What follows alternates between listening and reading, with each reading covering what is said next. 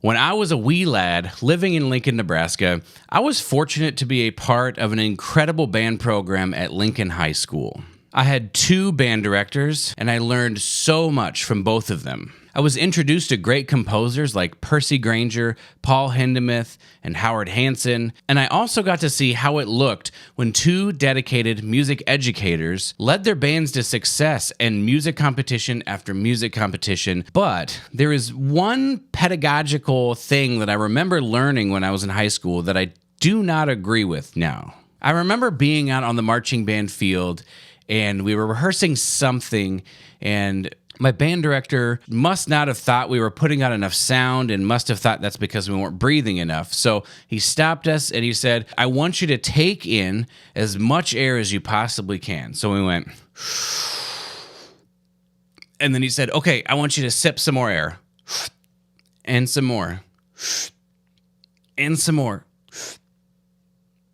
And then we let it all out. And he said, "Look how much air you can take in. Why aren't you taking in that much air?" Or something like that. I don't want to misrepresent what he was saying, but I remember this drill and this exercise for sure. And I wonder if this sounds familiar to you as you're watching this, listening to me tell that story. My issue with this approach to breathing, where you start at the bottom and you breathe until you get to the top, is that invariably when you get to the top, there's a lot of tension being held in that breath. So in this video, I want to cover what I think about breathing, and by the end, you should understand how to take a big, full, tension-free breath, and then also understand how to release that breath with some consistency. Tension of any kind is no good on the trumpet.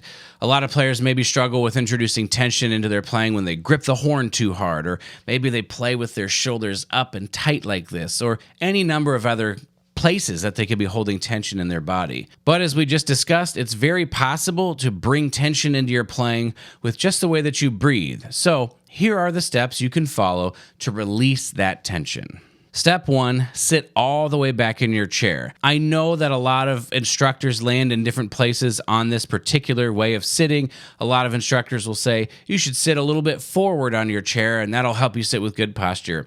I personally don't see any issue with sitting all the way back in your chair if you follow the next step that we're about to cover. The second step is going to be touching your shoulder blades to the chair. Now you want to be thinking that you have 2 points of contact. You have your butt on the bottom of the chair and then your shoulder blades a little bit higher up. If you're doing this right, you should be able to reach behind your back, and you should be able to feel some space there, and that your spine is curved, which is the natural curvature of your spine, and it's very healthy and good for your posture, for your spine to be in that curved position. The third step of this process is going to be breathing and pretending that your back is expanding toward the chair behind you. Now, this is a bit of a conceptual step, and I recognize that your back is probably not actually expanding toward the chair, but I want you to try to pretend that it is, that you can feel and envision your back going backwards. Hopefully what you begin to experience breathing like this is that your body is expanding in all different directions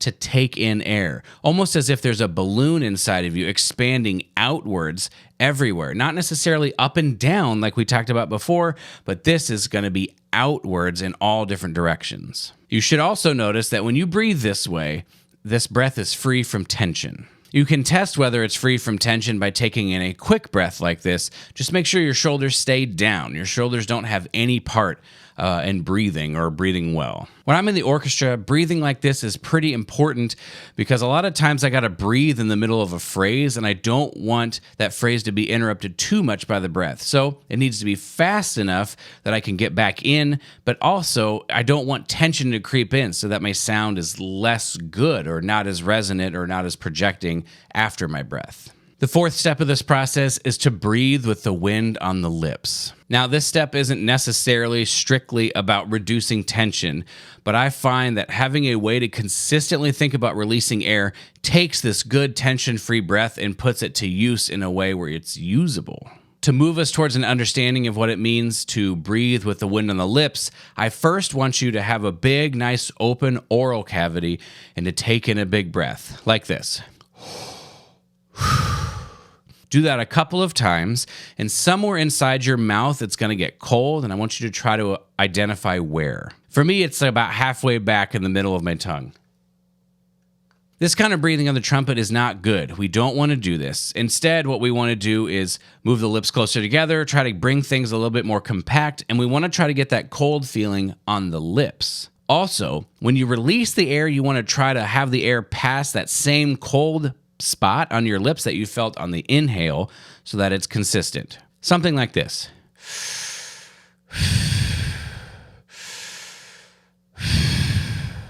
Okay, let's recap really quickly. In order to be able to take a natural breath that doesn't have tension and for it to be quick enough that it's actually useful, follow these steps. Step 1, sit with your butt all the way back in the chair. Step 2, touch your shoulder blades to the chair. Step 3, breathe and pretend your back is expanding toward the chair. Step 4, breathe with the wind on the lips. Learning how to breathe without tension on the trumpet is essential for healthy trumpet playing, and I know we even covered how to release the air with consistency, but if you want a little bit deeper dive into that topic and to understand how to release with consistency and how the tongue is involved with that, click the video on the screen. We'll see you in the next video.